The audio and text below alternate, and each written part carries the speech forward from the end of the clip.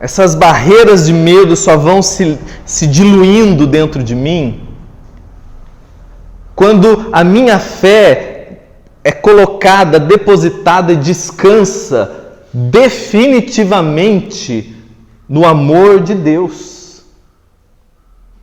Mas daí você fala, é óbvio isso? Não, não é óbvio. Porque se fosse óbvio, a gente não estava tomando remédio. Se fosse óbvio, as pessoas não cantariam tanto para Jesus e não estariam esses mesmos cantores extremamente estressados. Porque o amor que elas cantam é um amor condicional. Por mais que da boca para fora ele seja uma outra coisa. É um amor movido à performance, a realidades que eu realizo. A gente precisa merecer esse amor. Então, se eu preciso merecer, voltou para mim a responsabilidade. E você já viveu um relacionamento onde você não tem certeza se a pessoa te ama?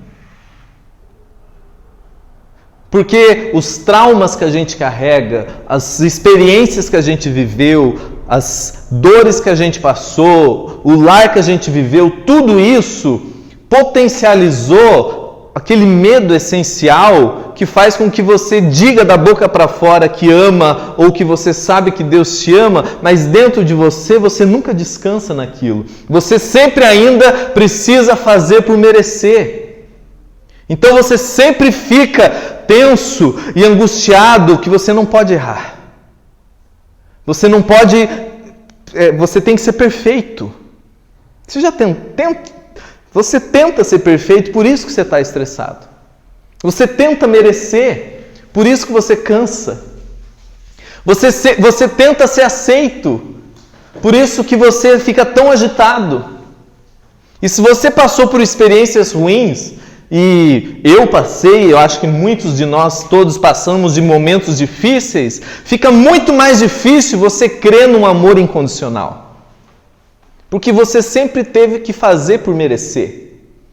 Daí você te apresentam uma divindade, que é o Deus dos cristãos, que no início te vendem um pacote gracioso, mas que depois que você entra, você vê que não é assim.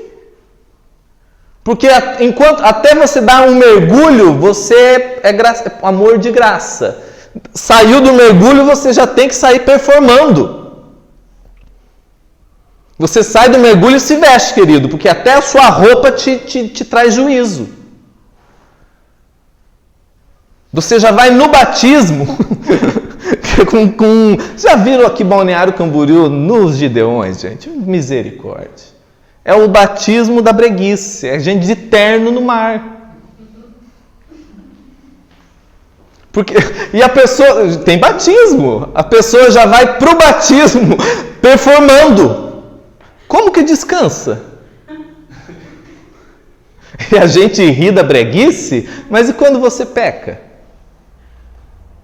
E quando você trai? E quando você faz algo que você não fazia?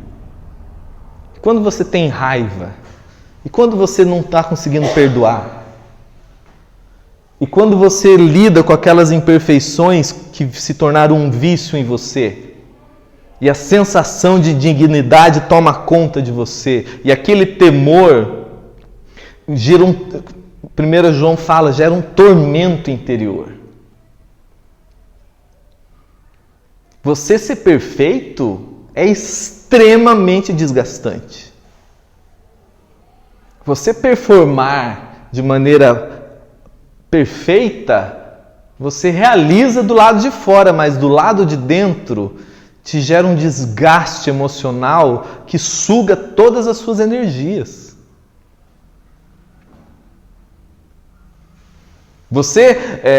É estranho que você pode desenvolver técnicas que quem olha fala, essa pessoa chegou no topo da perfeição.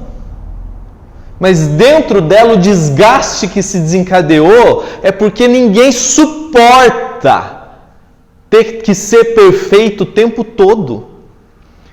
ter que fazer por merecer o tempo todo, ter que se fazer digno o tempo todo, ter que ser santo o tempo todo, tem que fazer para ser amado, aceito, querido, não ir para o inferno, Deus me amar, o diabo não me pegar, o meu marido me aceitar, a escola me aceitar. Meu amigo, você termina o ano querendo morrer e vai para o culto da vitória.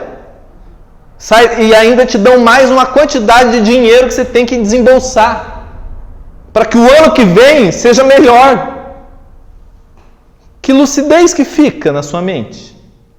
Que alma que se tranquiliza? Porque latentemente você tem medo de Deus. A base disso tudo é que você tem um senso de indignidade, de medo e de culpa com essa diabólica divindade que está disposta a te pegar o tempo todo. E que gente muitas vezes sincera te pregou e você acolheu sem nenhum senso de filtro e que de maneira destrutiva consome a sua alma. 2 Coríntios, capítulo 3, Paulo chega à blasfêmia santa de dizer que o ministério de Moisés, de lei, de regra, de rito, de comportamento, ele fala é o ministério da morte e da condenação. Produz glória, ele fala, mas ministra morte. Eu posso vir aqui e performar com regras, ritos, te dar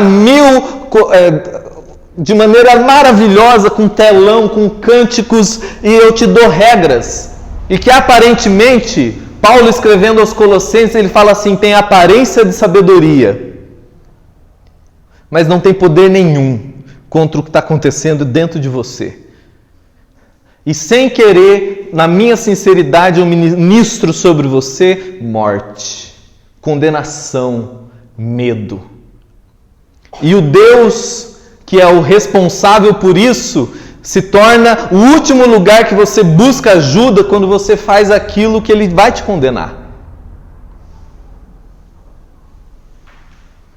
Daí qual é a sua primeira reação quando você apronta? Quando você se rende àquele vício de novo? Quando você faz aquilo que na sua consciência você sabe que não deveria fazer? A sua primeira reação, além de se sentir mal, é ficar com medo, que você não quer...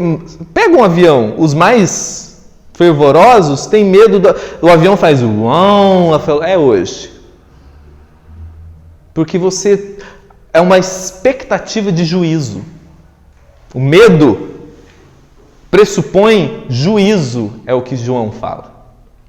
Se eu ainda carrego medos, eu ainda não fui aperfeiçoado no amor de Deus. E quando, então, a minha fé ainda é uma fé colocada no lugar errado, na pessoa errada. Porque a fé que me faz bem, que me gera descanso, só é fé que me pacifica quando é uma fé que descansa em Cristo. Ele é a expressão exata do coração e do ser de Deus para mim. E ele começa em João falando assim, eu não vim condenar o mundo, mas salvar. E Deus prova o seu amor para conosco, Romanos, quando Cristo morreu por nós, sendo nós ainda pecadores, Romanos 5. É só quando o meu coração começa a ser lavado por um amor incondicional e a minha fé vai descansando na graça de Deus revelada em Cristo, no amor de Deus revelado em Cristo. Daí você fala assim, mas e o meu pecado? E as minhas transgressões? Deus virou agora complacente com a minha safadeza? Jamais. Hebreus fala que Ele é um Deus que é um fogo consumidor. É forte essa palavra. E esse fogo consumidor que é santo, justo e perfeito, precisava julgar o meu pecado. E graças a Deus por Jesus Cristo, porque nele o meu pecado foi julgado. A ira de Deus pelo meu pecado foi esvaída na cruz. Cristo fala assim que só quando eu vou crendo no amor que se revela na graça de Cristo. Ou seja, quando eu creio no amor de Deus, porque Jesus foi julgado por amor a mim. Jesus foi condenado por minha causa. O meu pecado matou Cristo. A minha transgressão matou Jesus.